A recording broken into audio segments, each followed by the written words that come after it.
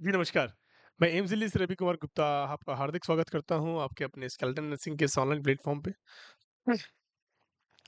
तो I hope सभी आप अच्छे होंगे, आपकी तैयारियाँ बहुत अच्छी चल रही होंगी।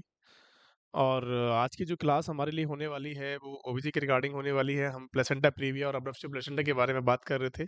उनके बारे में मैंने आपको बहुत कुछ इम्पोर्टेंट दिया है। और जो आज की क्लास में हम बात करेंगे, उसकी मैनेजमेंट की बात करेंगे कि अगर प्लेसेंटा प्रीविया होता है, तो हमें क्या करना चाहिए? अब्रप्टिव प्लेसेंटा होता है, तो हमें क्या करना चाहिए?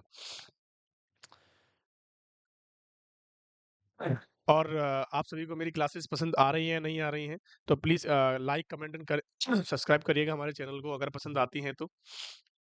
और अगर आपको हमारे व्हाट्सएप ग्रुप से जॉइन होना है तो वहाँ पे भी आप सपोर्टिव नंबर्स पे कॉल कर सकते हो, मैसेज कर सकते हो। वहाँ से भी आपको लिंक तक ले जाया जाएगा। चलिए, तो आज की जहाँ क्लास हम बात करेंगे मैनेजमेंट के बारे में बात करेंगे कि मैनेजमेंट क्या होने वाला है। ठीक है प्यारे बच्चों? तो सबसे पहले हेडिंग डालेंगे management of placenta previa. Heading डाल देंगे सारे बच्चे कि सर मैनेजमेंट क्या होने वाला है? Management of placenta previa. बहुत ज़्यादा इंपॉर्टेंट होने वाला है। क्वेश्चन बहुत बार पूछे गए हैं। कैसे-कैसे क्वेश्चंस बनते हैं उसके बारे में मैं आपको बताने वाला हूँ यहाँ पे। देखें कि सर मैनेजमेंट की यहाँ पे की जा रही है कि मैनेजमेंट क्या हो सकता है? तो सबसे पहले मैं आपसे बात करता हूँ, एक तो इसका डेफिनिटिव मैनेजमेंट की मैं आपसे बात करता हूँ कि सर डेफिनिटिव मैनेजमेंट क्या होगा? तो हेडिंग डालेंगे डेफिनिटिव, सब हेडिंग है definitive management of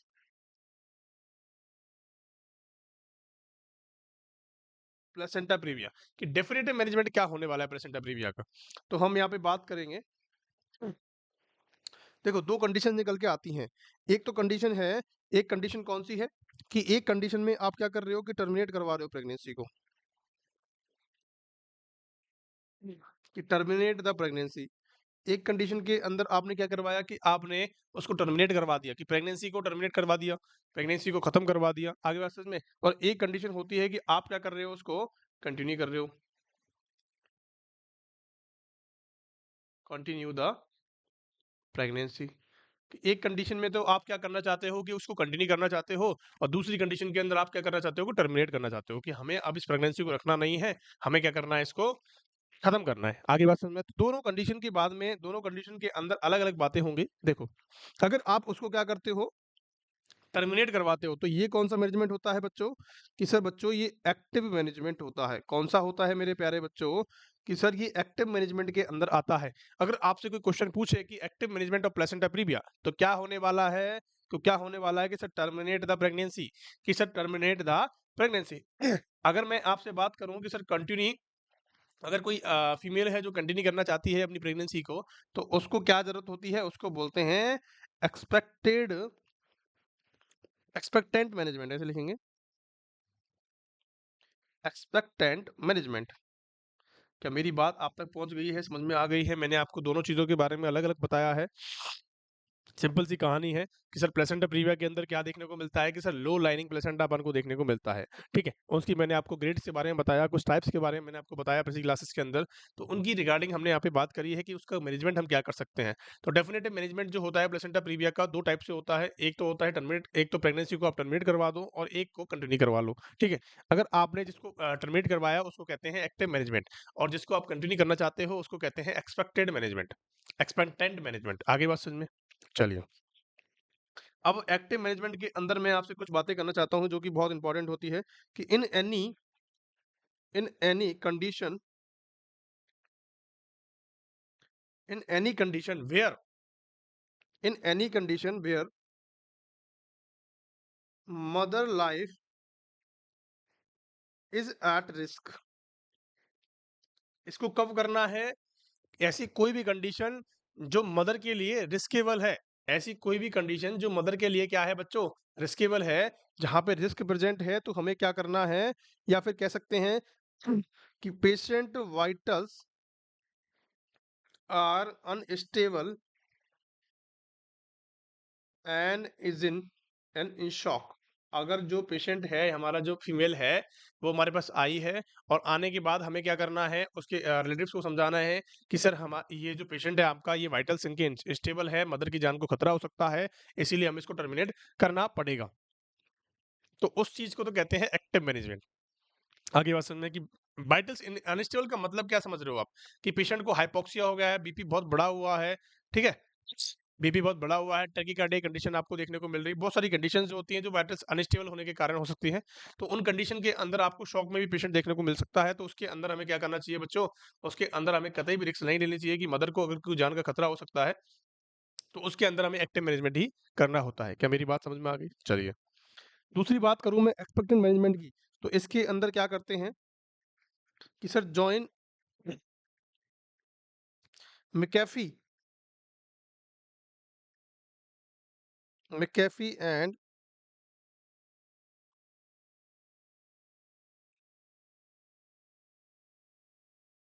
McAfee and join Johnson regimen. आई बात समझ में, मैकेफी एंड जॉनसन रेजिमेन को अपनाना होता है। अब ये क्या होता है इसके बारे में आपको बताता हूँ। देखो, एक्सपेक्टेड मैनेजमेंट आता है तो इसको बोलते हैं मैकेफी एंड जॉनसन रेजिमेन। ठीक है, अब इसके बारे में मैं आपको बताता हूँ कि पर्पस क्या होता है, कि purpose to let the to let the foetus attain lung maturity. इसका मतलब समझ रहे हो?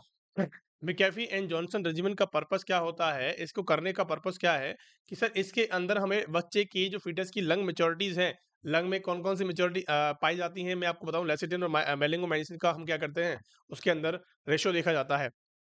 और जब उसके अंदर रेशो हम देखते हैं तो वो कैसा होना चाहिए सर, 1:2 होना चाहिए और नहीं होना चाहिए, किसके लिए, कि सर एक प्रॉपर लंग मेच्योर के लिए हमें 1:2 का रेशो होना चाहिए। आगे बात समझ में, अगर उसको इसमें अंदर देखा जाता है तो उसको कहते हैं मैकेफी एंड जॉनसन रेजिमेन। इसके अंदर हम क्या करते हैं कि बच्चे इसके अंदर हम क्या किया जाता है कि सर इसके अंदर तो हम क्या करते हैं कि सर उसके लंग की मेच्योरिटी को लेवल को देखा जाता है, ठीक है, कि सर लंग की मेच्योरिटी को देखा जाता है, कि सर कंडीशन क्या हो सकती है, कि बच्चों कंडीशन की यहाँ पे बात करी गई है, तो कंडीशन के बारे में मैं आपको समझाता हूँ।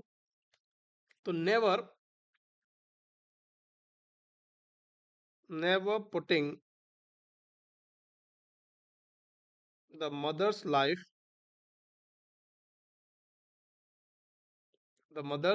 Life at risk. इसके अंदर कभी भी मदर की लाइफ को रिस्क के अंदर नहीं डाला जाता है, इस बात का ध्यान रख लेना, ठीक है। और और क्या कर सकते हैं, चलिए ये बात हो गई। एंड दिस इज, ऐसे लिखेंगे, दिस इज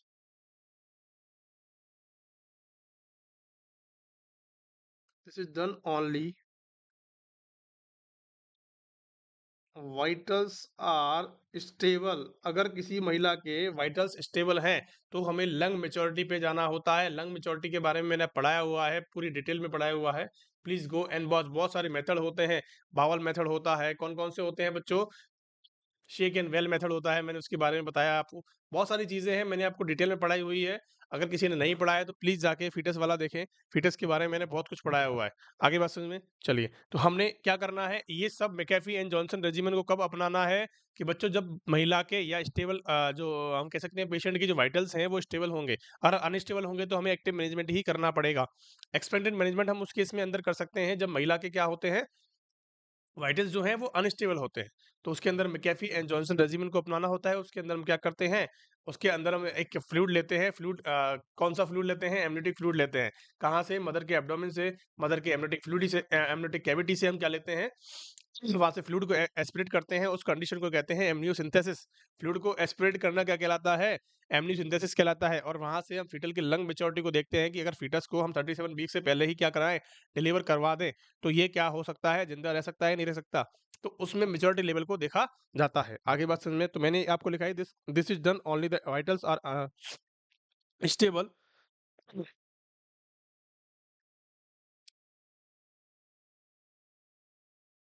और लिख देंगे done in no active bleeding. अगर किसी महिला को कोई ब्लीडिंग नहीं है, उसके जो वाइटल्स हैं वो बहुत ज़्यादा स्टेबल हैं, कोई दिक्कत नहीं है किसी प्रकार की, तो आप इस काम को अंजाम दे सकते हो, इस काम को आप करके देख सकते हो। क्या मेरी बात समझ में आ गई है? चलिए और कौन-कौन से पॉइंट हो सकते हैं? चलिए और मैं आपसे बात करता हूँ सर, प्लेसेंटा प्रीविया के अंदर की बात कर रहे हैं। सॉरी, हम एक्टिव मैनेजमेंट के अंदर की बात कर रहे हैं। एक्टिव मैनेजमेंट के अंदर कौन-कौन सी चीज़ें हैं? सबसे पहली बात मैंने आपको दूसरी बता दी। दूसरी हम करते हैं कि डन इन केस एक्टिव या कंटिन्यू ब्लीडिंग। और इसको कब करते हैं? कि जब एक्टिव मैनेजमेंट को कब करते हैं? कि भैया जब कंटिन्यू ब्लीडिंग देखने को मिल रही है और वजाइनल ब्लीड बहुत ज़्यादा हो रही है, एक्टिव हो रही है, फ्रेश ब्लीड आपको देखने को मिलता है, तो एक्टिव मैनेजमेंट करना होता है। और अगर एक्टिव मैनेजमेंट नहीं अगर आपको कोई ब्लीडिंग नहीं देखने को मिल रही है, तो आप एक्सपेक्टेंट मैनेजमेंट कर सकते हैं। बहुत ही ईज़ी है, समझना है सिर्फ़ और सिर्फ़। और क्या कर सकते हैं? In case of foetal distress, ऐसी कोई भी कंडीशन जो बच्चे को और माँ को रिस्क में डाल रही है, उस कंडीशन के अंदर हमें क्या कर देना है? एक्टिव मैनेजमेंट करना है। सिंपल सी बात मैं आपको समझा देता हूँ, ठीक है? मदर शॉक में है, फीटल डिस्ट्रेस की कंडीशन में है, कंटिन्यू ब्लीड कर रहा है। इस केस में क्या आप एमनियोटिक फ्लूइड लोगे, फिर वहाँ से क्या करोगे? उसका एग्जामिनेशन करोगे, इतने में तो मदर निपट लेगी। तो ऐसा हमें नहीं करना है। तो in case of the foetal distress, foetal जब भी डिस्ट्रेस करता है, तो कर सकते हैं in USG foetal malformation और कंजेनाइटल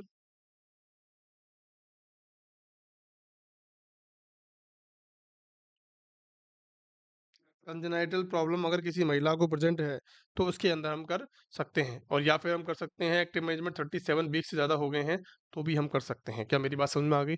अगर मैं यहाँ पे बात करूँ, तो in case of foetal distress, अब इसमें कैसे कर सकते हैं कि एफएसएच या foetal heart sound is normal, उसके अंदर नॉर्मल होनी चाहिए, तब हम एक्सपेक्टेंट मैनेजमेंट कर सकते हैं। अगर मैं आपसे यहाँ पे बात करूँ कि सर आपने यूएसजी करवाया, इन यूएसजी आपको 2 कंडीशन देखने को मिलेगी। कौन-कौन सी कंडीशन देखने को मिलेगी? एक तो देखने को मिलेगा कि नो फीटल मालफॉर्मेशन, कि उसके अंदर कोई भी मालफॉर्मेशन नहीं है, और नो कंजेनाइटल प्रॉब्लम, कि उसके अंदर कोई भी कंजेनिटल प्रॉब्लम्स नहीं है। अगर बच्चे के अंदर कोई भी कंजेनिटल प्रॉब्लम नहीं है, कोई भी मालफॉर्मेशन नहीं है, तो आप एक्सपेक्टेंट मैनेजमेंट करके देख सकते हैं। दूसरी, अगर जेस्टेशनल एज 37 वीक से कम है, तो भी आप क्या करते हो कि उसके अंदर एक्सपेक्टेंट मैनेजमेंट कर सकते हो। क्या मेरी बात समझ में आ गई है? देखो, सिंपल सिंपल सी बातें मैंने आपको बताई हैं यहाँ पे, तो आपको ज़्यादा घबराना नहीं है। वापस समझ लेते हैं, वापस समझते हैं इस बात को, क्या कहना चाह रहा है। देखो, मैनेजमेंट की यहाँ पे बात करी गई है। मैनेजमेंट का मतलब क्या है, मैंने आपको बताया था कि जैसे ही प्लेसेंटा प्रीविया की कोई मदर आपके पास आती है, तो उसके अंदर क्या मैनेजमेंट आप करोगे। एक तो कंडीशन बनती है कि 37 वीक से पहले आ रही है, ठीक है। एक तो कंडीशन होती है कि 37 वीक से पहले आ रही है और उसको कोई भी किसी प्रकार की कोई ब्लीडिंग नहीं है, फीटल हार्ट साउंड नॉर्मल है, फीटल डिस्ट्रेस की कंडीशन में नहीं है, कोई भी कंजेनिटल एब्नॉर्मलिटी नहीं है। तो हमें क्या करना है प्यारे बच्चों? एक्टिव मैनेजमेंट करना है। इसको कब करते हैं? इसको ध्यान रख लेना, इसको कब करते हैं? 37 वीक से पहले हमें करना होता है। इसको कब करते हैं? कि मोर देन 37 वीक। क्या मेरी बात समझ में आ गई? कि हमें टर्मिनेट कब करना है प्रेगनेंसी को? कि 37 वीक हो गए हैं, अब तो कोई मतलब ही नहीं है इसको बचाने से, इसको लंबा खींचने से। आई बात समझ में? कि इसको लंबा खींचने से अब तो कोई मतलब ही नहीं है, तो हम क्या कर सकते हैं? इसके अंदर टर्मिनेट कर सकते हैं। आगे बात समझ में? अगर आपको ये कंडीशन सारी फॉलो होती हैं किसी भी एग्जाम के अंदर आपको ये कंडीशंस देखने को मिलती हैं प्यारे बच्चों, तो आपको क्या करना है? आपको सिंपल सिंपल सी डेफिनेशन लिख देनी है कि हमें क्या करना है? टर्मिनेट करवाना है प्रेगनेंसी को, या फिर हमें क्या करना है? एक्सपेक्टेंट मैनेजमेंट करना है। सपोज दैट मैं आपको एक कंडीशन देता हूं, आपको समझना है ध्यान से, ठीक है? एक सेकेंड।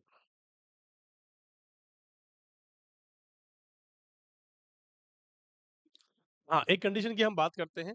चलिए, आपके पास कोई क्वेश्चन देता है कि एक आप नर्सिंग ऑफिसर हो, कहाँ पे हो? एम्स के अंदर। ठीक है? एम्स के अंदर आप एक नर्सिंग ऑफिसर हो, आपके पास कोई फीमेल आती है, फीमेल कम्स इन ओपीडी कि ओपीडी के अंदर आपके पास कोई फीमेल आती है, किस कॉम्प्लिकेशन के साथ कि सर उसको एक्टिव ब्लीडिंग हो रही है, ठीक है? एक्टिव ब्लीडिंग हो रही है और मोर देन 37 वीक हो चुके हैं, ठीक है? और प्लेसेंटा प्रीविया का केस है, आपने फीटल हार्ट साउंड देखी तो क्या है? अब नॉर्मल है, तो आपको क्या करोगे? आप क्या करोगे बताओ? इन चारों कंडीशंस आपको दे रखी है किसी भी एग्जाम के अंदर, किसी भी क्वेश्चन के अंदर आपको ये चारों कंडीशंस दे रखी हैं, उसके अंदर आप क्या कर सकते हो वो बताएंगे मेरे को फटाफट से आंसर। कि सर अगर कोई फीमेल आपके पास आती है और इन सारी कंडीशनों के साथ आती है तो आपको क्या करना है मेरे प्यारे बच्चों कि sir do active management. Active management हमें करना है क्योंकि मदर और फीटस दोनों ही रिस्क में है। मदर को तो एक्टिव ब्लीडिंग हो रही है और फीटस को क्या हो रहा है, फीटस हल साउंड जो है नॉर्मल हो रही है। दूसरा कंडीशन में आपको एक क्वेश्चन और देता हूँ कि आप नर्सिंग ऑफिसर हो एम्स के अंदर, ठीक है? कि आप नर्सिंग ऑफिसर हो एम्स के अंदर, एक फीमेल आती है, female comes in OPD, OPD के अंदर आती है। ओपीडी का मतलब होता है आउट पेशेंट डिपार्टमेंट। अगर आपके पास कोई फीमेल आती है तो उस कंडीशन में हमें क्या करना होता है, सिंपल सिंपल सी भाषा में समझना है कि जब भी आपके पास कोई फीमेल आती है तो उसके अंदर कोई ब्लीडिंग नहीं है, कोई भी ब्लीडिंग प्रेजेंट नहीं है, उसकी जो फीटल हार्ट साउंड है वो आपने देखी तो वो भी नॉर्मल है, ठीक है? 37 वीक उसको नहीं हुए हैं अभी, ठीक है?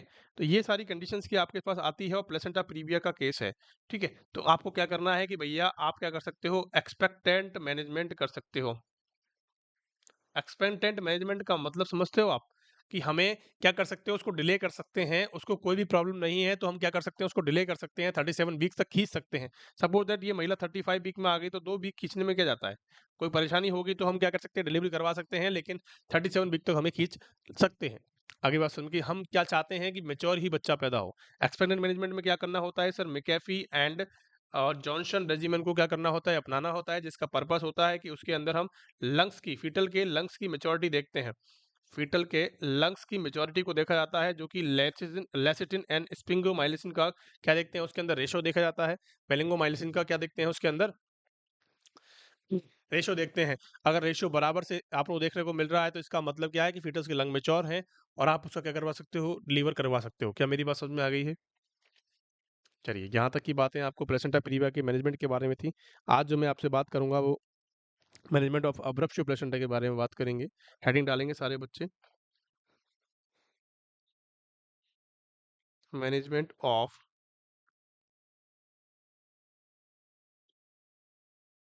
अब्रप्शो प्लेसेंटा। बहुत ज़्यादा इंपॉर्टेंट है, ध्यान रखना इस बच्चों कि सर मैनेजमेंट के बारे में मैं आपके से कुछ बातें करना चाहता हूँ कि इंपॉर्टेंट बातें हैं। देखो, सबसे पहली मैं आपसे यहाँ पे एक बात करूंगा कि सर मैनेजमेंट क्या हो सकता है, प्लेसेंटा अब्रप्शो प्लेसेंटा के अंदर हम क्या क्या कर सकते हैं, आप थोड़ा सोच के देखें। अगर किसी महिला आपके पास आती है तो उसका कोई प्लेसेंटा जो है वो सेपरेट हो चुका है, एंडोमेट्रियम से हट चुका है, ब्लीडिंग हो रही है, तो आप क्या कर सकते हो? देखो, व्हेन प्लेसेंटा सेपरेट्स, जब प्लेसेंटा सेपरेट होता है तो हमें क्या करना है, थ्रोम्बो प्लास्टिन रिलीज होता है और ये क्या काम करता है, ये करता है कॉन्ट्रैक्ट करने का, कॉन्ट्रैक्ट द यूट्रस, यूट्रस को कॉन्ट्रैक्ट करने का काम करता है। आगे बात सुन में कि थ्रोम्बोप्लास्टिक एजेंट होता है, जब भी प्लेसेंटा सेपरेट होता है, भगवान ने बहुत ही अच्छी तरीके से हमारी बॉडी को डिजाइन किया है, आपको सिर्फ और सिर्फ समझना है। आपने क्या किया कि प्लेसेंटा जब सेपरेट होता है तो थ्रोम्बोप्लास्टिन नाम का एक एजेंट जो होता है, एक हार्मोन जो होता है वो रिलीज होता है और रिलीज करके वो क्या करता है, कॉन्ट्रैक्ट करवाता है यूट्रस को। अब कंडीशन दो बनती हैं। एक कंडीशन कौन सी बनती है प्यारे बच्चों, देखेंगे यूट्रस क्या हो रहा है, कॉन्ट्रैक्ट हो रहा है। यूट्रस क्या हो गया प्यारे बच्चों, कॉन्ट्रैक्ट हो गया। दूसरी कंडीशन में क्या हो गया, लीड टू डीआईसी। अब डीआईसी की फुल फॉर्म क्या होती है, डीआईसी की फुल फॉर्म लिखेंगे डिसएमिनेटेड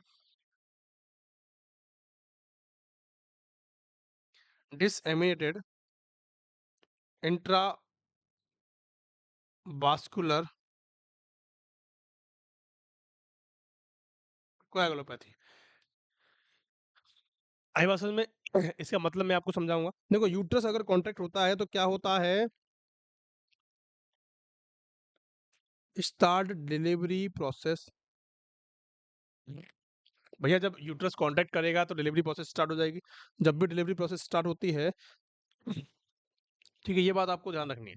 अब डीआईसी का मतलब क्या है सर? डीआईसी का मतलब होता है कि पेशेंट की बॉडी से सारे कोएगुलेशन जो फैक्टर्स हैं वो खत्म हो चुके हैं ब्लीडिंग हो के। डीआईसी का मतलब क्या है कि जितने भी पेशेंट की बॉडी के अंदर क्लॉटिंग फैक्टर्स थे, फिब्रिनोजन थे, जो भी जितने भी ब्लड क्लॉटिंग फैक्टर्स थे जो क्लॉट करने में हेल्प करते थे, उसको किसको, हमारे ब्लड को क्लॉट करने में जो हेल्प करते थे, वो सारे फैक्टर्स जो है ब्लीडिंग में बह चुके हैं, ब्लीडिंग में बचे नहीं हैं। उसकी वजह से लगातार ब्लीडिंग हो सकती है पेशेंट को, तो डीआईसी में जा सकता है पेशेंट। ठीक है, इसका मतलब होता है डीआईसी, डिसएमिनेटेड इंट्रावास्कुलर कोएगुलोपैथी। आगे बात समझ में? चलिए, सो अब इसमें लिखेंगे, सो इन अब्रप्शियो, शो इन अब्रप्शियो प्लेसेंटा, क्या करेंगे, इमीडिएट डिलीवरी डन, लिखेंगे इमीडिएट,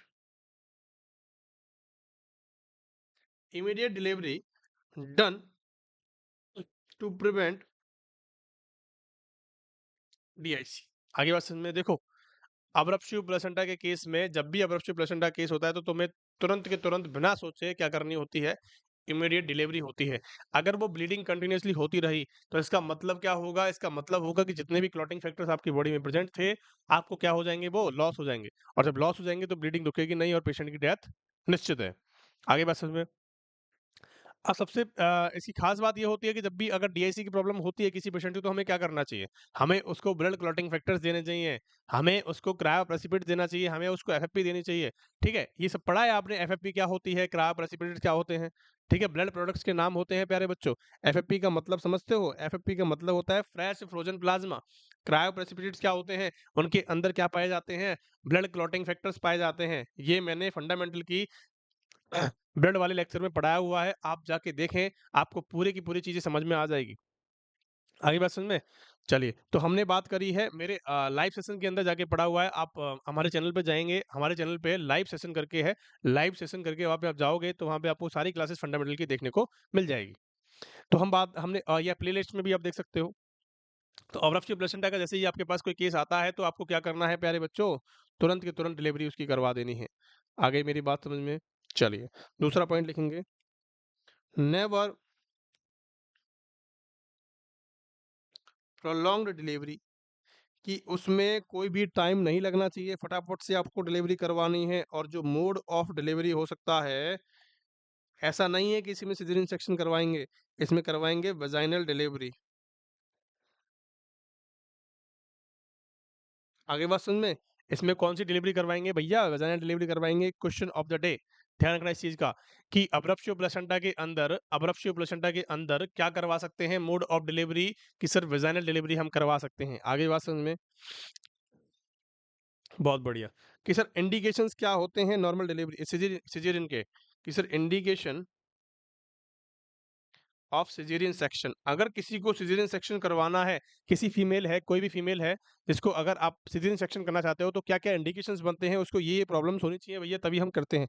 सबसे पहली बात, अगर कोई आपका जो बच्चा है या फीटस है वो डिस्ट्रेस की कंडीशन में है, अगर आपका जो फीटस है वो डिस्ट्रेस में है, फीटल डिस्ट्रेस की कंडीशन में है, तो उसके अंदर हम क्या कर सकते हैं, इंडिकेशंस करवा सकते हैं, मतलब सिजेरियन सेक्शन करवा सकते हैं। दूसरी बात, पेशेंट की जो वाइटल साइंस हैं, वाइटल्स जो हैं वो अनस्टेबल हैं, अनस्टेबल है। पेशेंट की जो वाइटल्स हैं वो कैसे हैं प्यारे बच्चों, वो अनस्टेबल है। अनस्टेबल का मतलब समझते हो, कि उसका बीपी बहुत बढ़ा हुआ है या बीपी बहुत कम है, वो सारी चीजें। अनस्टेबल का मतलब ये होता है जो कि चीज स्टेबल नहीं है। चलिए, अगर ये दोनों कंडीशंस हैं तो हमें क्या करवाना होता है, सिजेरियन सेक्शन करवाना होता है। अगर दोनों कंडीशन ये क्या है, नॉर्मल है, तो हमें क्या करवाना होता है, वेजाइनल डिलीवरी हमें करवानी होती है। क्या मेरी बात समझ में आ गई है? कि सर अब यहाँ पे कॉम्प्लिकेशंस की बात मैं आपको बताता हूँ, कि सर कॉम्प्लिकेशंस क्या हो सकते हैं। कॉम्प्लिकेशंस ऑफ अब्रप्शियो प्लेसेंटा, अब्रप्शियो प्लेसेंटा का कॉम्प्लिकेशन क्या है? सबसे पहली बात हम करते हैं कि भैया कौन सा हो सकता है, कि सर DIC हो सकता है। DIC का मतलब क्या होता है कि सर मेजर कॉम्प्लिकेशन होती है। कि सर मेजर कॉम्प्लिकेशन कौन-सी होती है प्यारे बच्चों? कि सर DIC हो सकता है। क्या आपको मेरी बात क्लियर कट समझ में आ गई है? मैंने आपको अब्रप्शन प्लेसेंटा के बारे में बताया है। अगर कोई फीमेल आपके पास अब्रप्शन के साथ आती है, अब्रप्शन की अगर कोई फीमेल आएगी तो कैसे करके आएगी आपके पास? क्वेश्चन ऑफ द डे आपको समझाता हूँ। आपके पास आप एक नर्सिंग ऑफिसर हो एट एम्स के अंदर, ठीक है? एम्स के अंदर आप नर्सिंग ऑफिसर हो, ओपीडी में काम कर रहे हो। A female comes in OPD, ठीक है? ओपीडी में आपके पास कोई आती है महिला, कोई ऑप्स की ओपीडी में आप काम कर रहे हो और ऑप्स की ओपीडी में कोई महिला आती है, उसको 3 कंडीशंस के साथ आ सकती है वो। मैंने आपको 3 कंडीशंस के बारे में बताया था, 3 टाइप्स के बारे में बताया था अब्रप्शन प्लेसेंटा के अंदर। या तो उसको कंसील्ड ब्लीडिंग हो रही है, कंसील टाइप है या रिवील्ड टाइप है या मिक्स्ड टाइप है। समझ में आई बात? कंसील टाइप का मतलब वो कहेगी कि मुझे आपने उसको क्या किया, उसको पता नहीं लगेगा। कंसील टाइप के अंदर उसको पता नहीं लगेगा, लेकिन उसकी जो ब्लीडिंग होगी वो कैसी होगी? आपने जैसे ही यूएसजी करोगे तो उसके अंदर ब्लीडिंग देखने को मिलेगी, हिडन ब्लीडिंग होगी। रिवील्ड का मतलब वो आपको एक्टिव ब्लीड के साथ आएगी, आपको आपको कहेगी कि मुझे ब्लीडिंग हो रही है बहुत ज़्यादा, देखिए फटाफट से। तो मिक्स ब्लीडिंग की अगर आपकी बात करेगी तो आप जब यूएसजी करोगे तो अंदर भी ब्लीडिंग देखने को मिलेगी और बाहर भी देखने को मिलेगी, उसको कहते हैं मिक्स्ड टाइप। आगे बात समझ में? अगर किसी ने मेरी पिछली वाली क्लास नहीं ली है कल वाली, तो प्लीज जाके देख ले, मैंने बहुत अच्छे तरीके से समझाया हुआ है वहाँ पे। ठीक है? तो आपको क्या करना है भैया, इन तीनों कंडीशंस के अंदर अगर ब्लीडिंग होती है, एक्टिव ब्लीड होता है, तो उस कंडीशन के अंदर आपको वेट नहीं करना है। आपको क्या करना है कि सर डिलीवरी की प्रोसेस स्टार्ट कर देनी है। आपको क्या कर देना है? डिलीवरी की प्रोसेस स्टार्ट कर देनी है। और कैसे करनी है? कैसे करनी है? जैसे ही ब्लीडिंग देखने को मिलेगी या सेपरेट देखने को मिलेगा, थ्रोम्बोप्लास्टिन रिलीज होता है, यूट्रस को कॉन्ट्रैक्ट करता है, पेन करेगा। और कॉन्ट्रैक्ट जब होगा तो पेन में ट्रू लेबर पेन चालू हो जाएंगे। जब ट्रू लेबर पेन चालू हो जाते हैं तो महिला हमारे पास आती है, पेन के साथ, ब्लीडिंग के साथ, बहुत सारी कंडीशंस के साथ आती है। तो हमें क्या करना है, अगर उसकी वाइटल्स स्टेबल हैं और उसकी फीटल डिस्ट्रेस कोई भी नहीं है, उस कंडीशन में हमें क्या करना होता है? वजाइनल डिलीवरी करवानी होती है। अगर हमें कोई कंडीशन बन रही है तो हमें क्या करवाना होता है? सीजन इंसेक्शन करवाना होता है। आपको मेरी बात समझ में आ गई? चलिए, अब मैं आपको थोड़ा-सा डीआईसी के बारे में बताता हूँ, डीआईसी क्या होता है? देखो, डिसएमिनेटेड कोएगुलो इंट्रावेस्कुलर कोएगुलोपैथी, इसका फुल फॉर्म सभी को पता है। तो इन विच ड्यूरिंग